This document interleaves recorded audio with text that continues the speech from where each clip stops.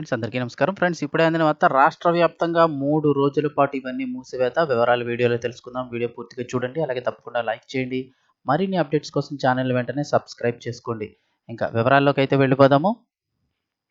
ఆంధ్రప్రదేశ్‌లో మందుబాబులకు bad news. 3 రోజుల పాటు మద్యం షాపులు మూతపడ్డాయి. ఈ నెల 25 మంగళవారం సాయంత్రం నుంచి ఈ నెల 27 గురువారం సాయంత్రం 6 గంటల వరకు కూడా మద్యం షాపులు క్లోజ్‌లో ఉంటాయి. రాష్ట్రంలో 3 ఎమ్మెల్సీ స్థానాలకు పోలింగ్ గురువారం నాడు జరగనుంది. ఈ క్రమంలోనే మద్యం షాపులను మూసివేశారు.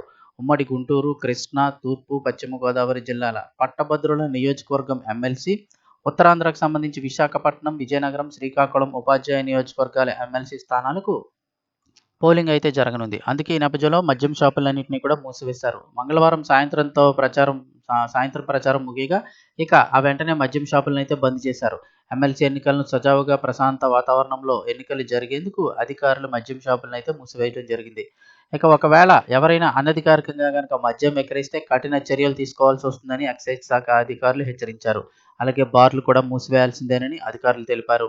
రాష్ట్రంలో 2 పట్టభద్రుల ఎమ్మెల్సీ స్థానాలకు, ఒక ఉపాధ్యాయ ఎమ్మెల్సీ స్థానానికి పోలింగ్ జరగనుంది. ఉమ్మడి కృష్ణా, గుంటూరు, తూర్పు, పశ్చిమ గోదావరి జిల్లా పట్టభద్రుల స్థానం అలాగే విశాఖకు ఉత్తరాంధ్రకు సంబంధించి ఉపాధ్యాయ ఎమ్మెల్సీ నియోజకవర్గ స్థానానికి కూడా పోలింగ్ అన్ని ఏర్పాట్లు చేశారు. ఉమ్మడి తూర్పు, పశ్చిమ గోదావరి జిల్లాకు సంబంధించి పట్టభద్రుల స్థానానికి అత్యధికంగా 35 మంది, కృష్ణా, గుంటూరు పట్టభద్రుల స్థానానికి 25 మంది, ఉత్తరాంధ్ర ఉపాధ్యాయ స్థానానికి 10 మంది పోటీలో ఉన్నారు. కొత్త జిల్లాల ప్రాతిపదికన మొత్తం 17 జిల్లాల్లో పోలింగ్ కేంద్రాలు ఏర్పాటు చేయగా పోలింగ్ కోసం 8,500 మంది పోలీసులతో భారీ భద్రత కూడా ఏర్పాట్లు చేశారు. ఇక అంతేకాకుండా ఎమ్మెల్సీ ఎన్నికల పోలింగ్ సందర్భంగా ఆయా జిల్లాల్లో స్కూళ్లకు సెలవులు ప్రకటించారు.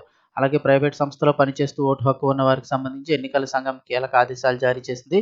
ఆ ఉద్యోగి ఓటు హక్కు వినియోగించేందుకు వీలుగా విధులకు సంబంధించి అవసరమైన మార్పులు కూడా చేయాలని సూచించారు.